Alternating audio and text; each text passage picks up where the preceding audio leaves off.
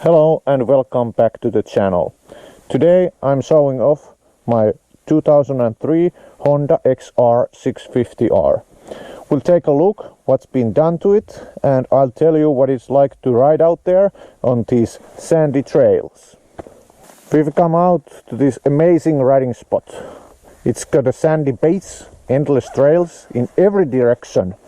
You can go anywhere you want, and it's perfect even for bigger bikes. There's no rocks, no obstacles, just wide open space to ride wherever you want. Alright, let's talk about the bike. So this is 2003 Honda XR650R. It's a little bit built, and yes, it's street legal. I really love this bike because it's something you don't see that often. A big enduro bike like this, especially on the street, it's pretty rare these days. So let's go through the bike and let's start from the top. So we got the aluminium handguards here, an USB port for the power, and Magura hydraulic clutch.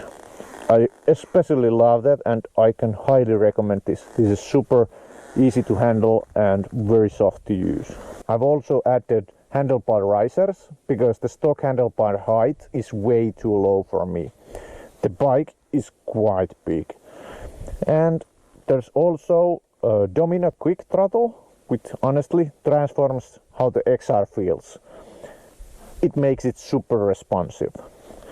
So here up front, a Clark oversized 16.4 liter tank with a quick fuel line disconnect so you don't spill gas when you pull off the tank. A few months back I damaged my old stock radiators. They started to leak. So I replaced them with these new oversized GPI radiators. This is actually the first time I'm running them. I usually have fans on the right side radiator, but I haven't mounted them yet. I still need to make proper brackets for those. The engine itself is completely stock. I used to run a Recluse auto clutch, but I swapped back to the standard clutch this summer. I just prefer the feel and the control in slow and technical riding when I use the manual clutch.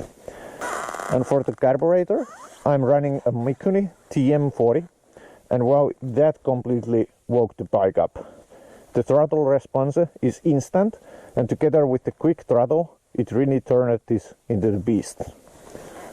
The coolant system has also been updated with the HPS silicone hoses. The original rubber ones were over 20 years old, so I changed them before they started to leak. The front suspension has been tuned professionally for my weight and riding style. The front brakes are still stock. And in the back I got a stiffer spring, and the shock has been also tuned by professionals. I have a very short gearing now because of the off-road usage. On the street I have much longer gearing. And the front sprocket has the sprocket case guards installed. The exhaust system is stock. The original XR muffler is actually pretty light and sounds good.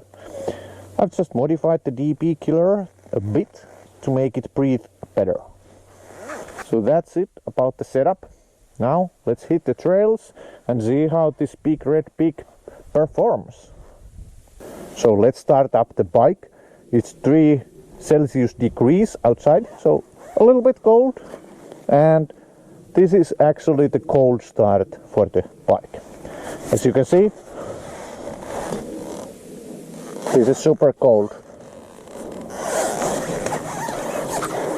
So first, I'm gonna turn off the gas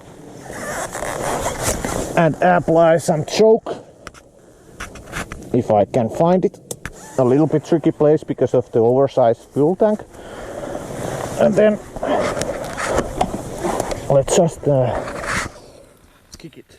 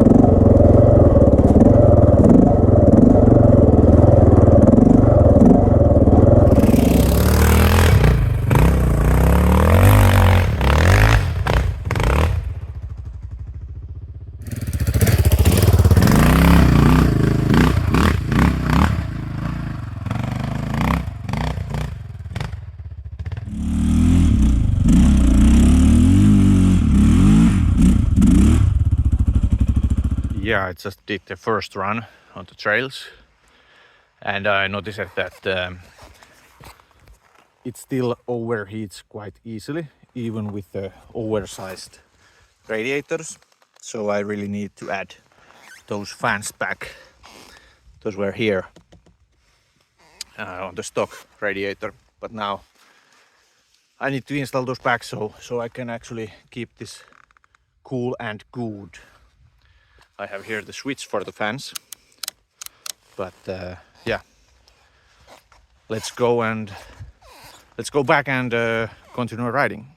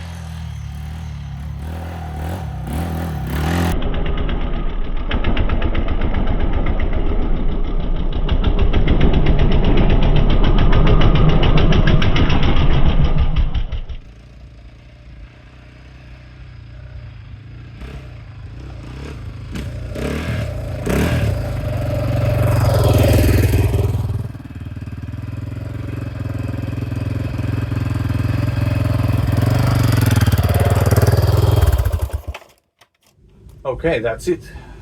I'm quite exhausted after riding this beast. This is quite heavy if you compare this to proper race bikes like 250 or 300 cc's, but still, this is probably the lightest 650 out there. so it's super fun. But when you need to pick it up, it's gonna be heavy. But yeah, thanks for watching. Till the next time.